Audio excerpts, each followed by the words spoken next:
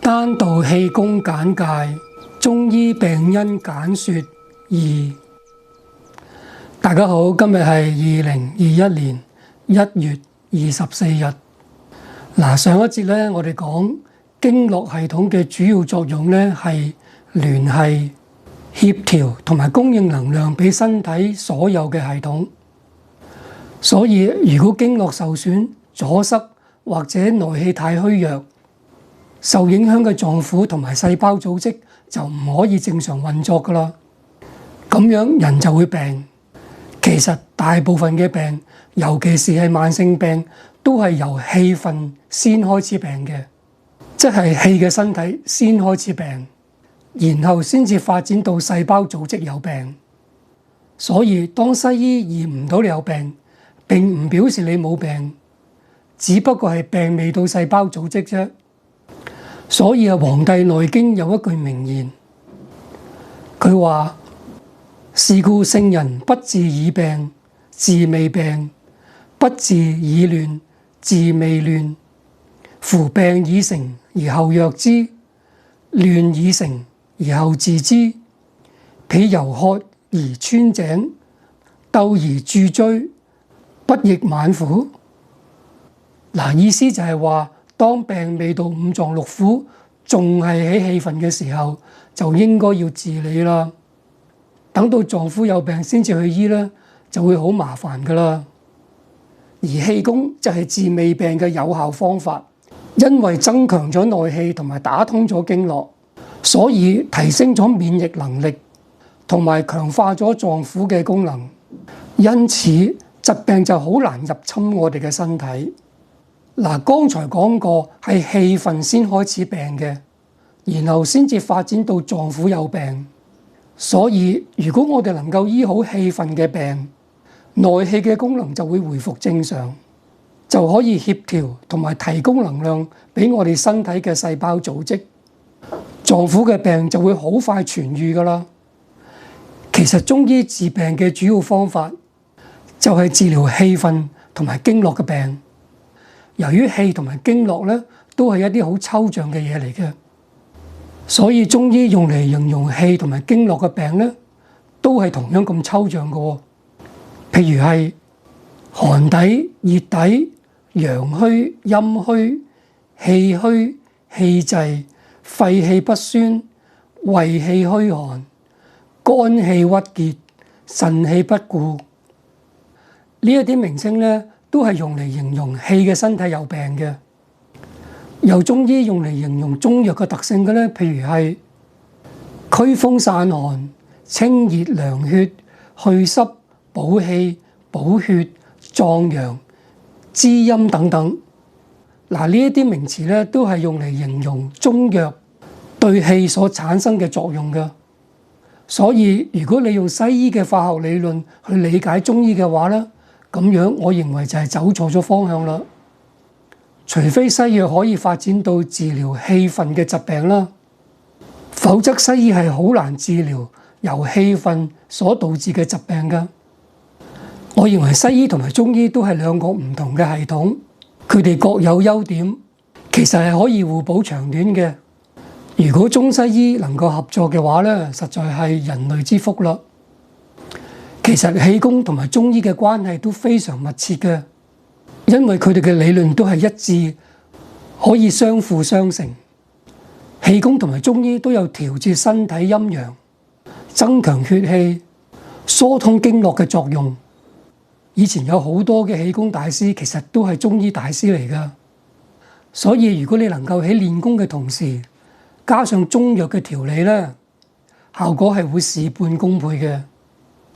所以如果你對氣功有興趣嘅話咧，就應該去學下中醫嘅基礎理論啦。呢幾本中醫嘅教科書咧，就係我上一啲中醫嘅短期課程所用嘅。呢一啲都係非常之好嘅中醫基礎學嘅書籍。如果大家有興趣嘅話咧，不妨買嚟睇下。剛才講過咧，內氣虛弱、經絡阻塞，人就會生病。究竟有啲咩因素會令到經絡阻塞同埋內氣虛弱呢？其實原因非常之多。我認為最重要嘅因素就係情緒低落，生活上有好多煩惱同埋壓力，呢一啲精神上嘅抑鬱係會令到內氣同埋經絡嚴重咁樣萎縮嘅，同埋損耗正氣。中醫歸納咗呢啲精神同埋情緒上邊嘅病因有7種，稱為內傷7情，有喜、怒、憂、思、悲、恐、驚7種。中醫話大喜傷心，大怒傷肝，久思傷脾，悲憂傷肺，驚恐傷腎。喺一般嘅情況底下咧，呢7種嘅情志傷害係唔足以致病嘅。但係如果長時間受到呢啲精神嘅傷害，又或者突然受到強烈嘅情緒創傷，超過咗自己身心能夠調節嘅範圍，咁樣就會引致體內嘅陰陽、血氣同埋臟腑功能嘅虛弱同埋失調，咁樣就會產生好多疾病㗎喇。咁樣有抑鬱又應該點樣處理呢？的確係一個好難解決嘅問題，好在方法都有好多。首先咧，可以用中藥嚟到提升正氣，或者舒緩由抑鬱所帶嚟嘅身體不適。因為中藥嘅效果比較快，譬如係有一啲效果唔錯嘅方劑，譬如係金麥大棗湯、逍遙散、酸棗仁等等。只要你咧喺網上邊搜尋抗抑鬱中藥，或者係抗抑鬱湯水，就有好多資料㗎喇。啱啱咧，我之前提及嘅嗰位中醫朋友，佢放咗一條影片咧喺 YouTube 度，係講述佢有一位患抑鬱症嘅病人點樣得到治療嘅。影片裡面咧仲有患者嘅自白添。我會將呢條影片嘅連結咧放喺下邊俾大家睇下㗎喇。我覺得咧呢條影片講得非常之好，一定咧會令到大家更加了解中醫嘅。跟住咧就係要喺精神嘅層面上面舒緩抑鬱，譬如係揾一啲有智慧同埋樂觀嘅朋友咧嚟到傾訴下咯。你又可以喺 YouTube 上面咧睇下周華山先生點樣用心理治療嘅方法嚟到處理情緒上面嘅問題。我以前咧都上過一啲較新嘅心理成長嘅課程，譬如係身心語言程式學 Neuro-linguistic Programming， 簡稱 NLP、Satir Model、健腦操 Brain Gym、九型人格學 Enneagram。近來咧又學過臼井靈氣 Reiki， 佢哋咧對心理治療咧都有幫助㗎。近來咧又接觸過頌缽，發覺咧效果都唔錯。仲有一項咧，我諗大家都會覺得好意外嘅，就係掌上學啦。我相信咧，大家都好少接觸過用掌上學嚟到做心理輔導。喺呢方面咧，李英才老師咧實在係做到出神入化嘅。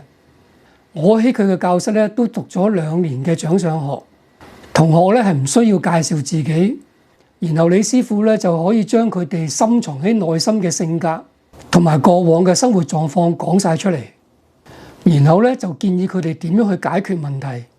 我覺得咧係非常之精彩嘅。我依家咧就將周華山先生同埋李英才師傅放喺 YouTube 嘅影片連結放喺下邊，大家睇完之後咧一定會好驚訝，原來掌上學係咁犀利嘅。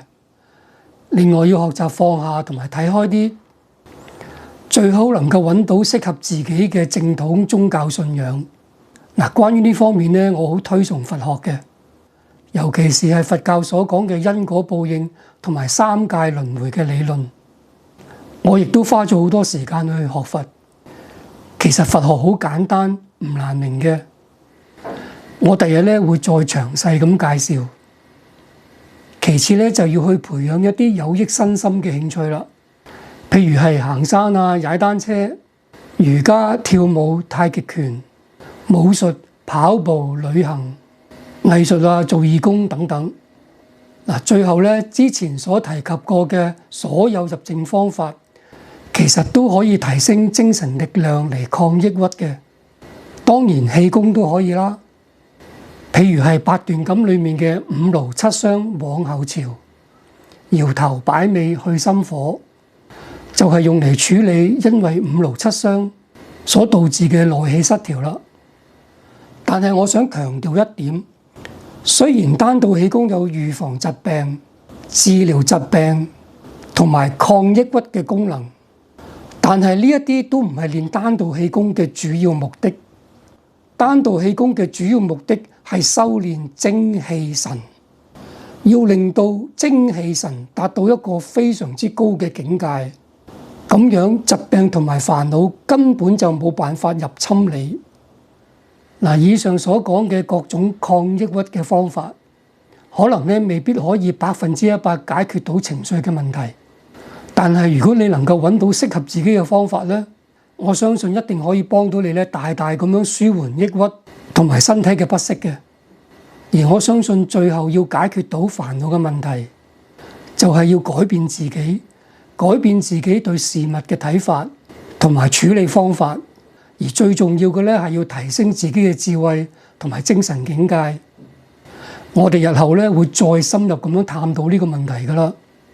今節就到此為止，下一節咧會繼續講其他致病嘅原因嘅。